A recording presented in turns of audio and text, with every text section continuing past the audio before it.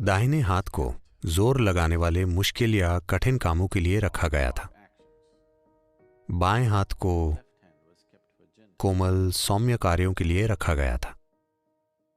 ये एक योगिक सिद्धांत है कि आप ताकत लगाने वाले काम के लिए अपने बाएं हाथ का उपयोग नहीं करते हैं, क्योंकि बाईं ओर को दिल को संचालित करने की जिम्मेदारी होती है, जो कोई छोटी बात नहीं है।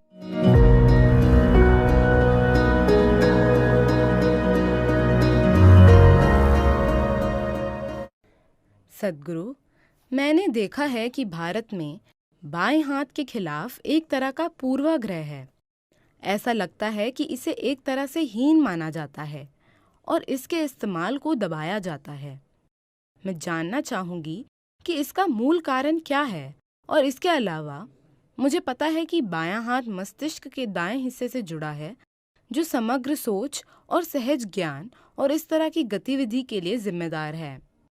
बाएं हाथ का दमन करने और मस्तिष्क के दाएं हिस्से के कामकाज का क्या संबंध है? ये बाएं हाथ का दमन करने की बात नहीं है। अलग अलग हाथों के अलग अलग उपयोग हैं। भारतीय अपना सिर नीचे झुका रहे हैं। वे नहीं चाहते कि मैं इसके बारे में बात करूं, और अतीत में बहुत शक्तिशाली कीटाणुनाशक मौजूद नहीं थे, तो बाएं हाथ को एक खास तरीके से इस्तेमाल किया जाता था। इतना ही नहीं, दाहिने हाथ को ताकत लगाने वाले मुश्किल या कठिन कामों के लिए रखा गया था। बाएं हाथ को कोमल सौम्य कार्यों के लिए रखा गया था। ये कोई सांस्कृतिक चीज नहीं है। वैसे समय के साथ ये एक सांस्कृतिक चीज बन गई है, लेकिन ये एक योगिक सिद्धांत है कि आप अपने बाएं हाथ को कठिन काम करने के लिए इस्तेमाल नहीं करते हैं। ऐसा इसलिए है क्योंकि आपका दिल बाईं ओर है या दाईं ओर है? बाईं, आपकी बाईं तरफ है। बहुत कम ऐसे हैं जिनका दिल दाईं ओर होता है। आप उनमें से एक नहीं हैं। दिल का संचालन बाईं ओर होने के कारण अगर आप बाएं हाथ वाले हैं, अगर आप अपने बाएं हाथ का उपयोग अधिक कठिन, शारीरिक रूप से कठिन कार्यों के लिए कर रहे हैं, तो ऐसा एक शोध है जो दर्शाता है कि बाएं हाथ वाले लोग दाहिने हाथ वाले लोगों की तुलना में औसतन 7 साल कम जीते हैं, क्योंकि बाईं ओर को दिल को संचालित करने की जिम्मेदारी होती है, जो कोई छोटी बात नहीं है। तो बाएं हाथ को जोर लगाने वाला काम नहीं करना चाहिए। आपको ताकत और संतुलन के मामले में दोनों को संतुलित करना होगा, लेकिन सामान्य इस्तेमाल में उन सब कामों के लिए दाहिने हाथ का उपयोग करना सबसे अच्छा है जिसमें खास शारीरिक कठिनाई या ताकत शामिल होती है। आप बाएं हाथ का उपयोग एक हल्के तरीके से करते हैं। इस संस्कृति में अधिकांश कार्यों में जिनमें संतुलन की आवश्यकता होती है, उनमें दोनों हाथों का उपयोग करना होता है। अगर आपको कुछ प्राप्त करना है, तो भारत में कोई भी इस तरह से अपना हाथ नहीं बढ़ाता। यह हमेशा ऐसे होता है। आपको दोनों हाथों का उपयोग करना चाहिए। अगर आप कुछ देना चाहते हैं, तो आप इस तरह नहीं देते, आप उसे अपने दोनों हाथों से देते हैं। तो जिस किसी चीज में संतुलन की आवश्यकता होती है, आप अपने दोनों हाथों का उपयोग करते हैं। ऐसी कोई भी चीज जिसमें शारीरिक रूप से कठिन कार्य की जरूरत होती है, आप सीधे हाथ का उपयोग करते हैं। कुछ दूसरे कार्यों के लिए आप बाएं हाथ का इस्तेमाल करते हैं। यह ऐसी समझ है जो शरीर को एक खास तरीके से देखकर आई है।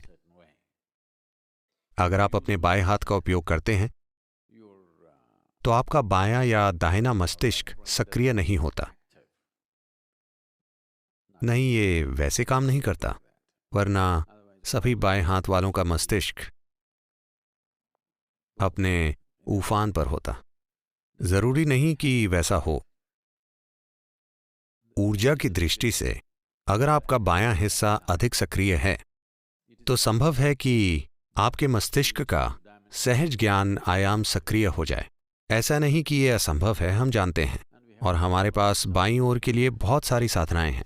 अगर आप देवी मंदिर गए हैं तो सब कुछ बाईं ओर है। क्योंकि आपके भीतर ये इडा है, ये पिंगाला है, ये पुल्लिंग है, ये स्त्रीलिंग है। स्त्रैण को एक खास तरीके से संभाला जाना चाहिए और पौरुष को बहुत अलग तरीके से, क्योंकि पुरुष और स्त्री के मुख्य लक्षण मूल रूप से अलग हैं। ये इसका सवाल नहीं है कि ये, देखिए, लोगों के लिए सोचना बहुत अपरिपक्व है कि कौन सा बेहतर है।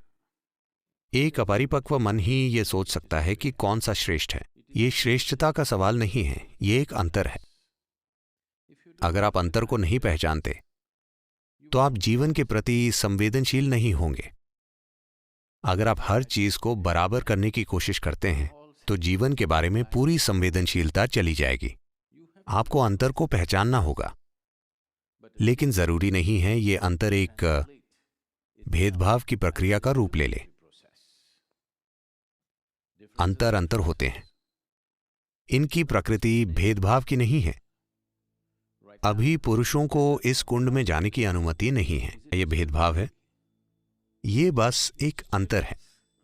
तो दाएं और बाएं को अलग अलग तरह से इस्तेमाल करते हैं। ऐसा नहीं है कि एक दूसरे से श्रेष्ठ है, वो अलग हैं और उन्हें अलग तरीकों से काम में लिया जाना चाहिए।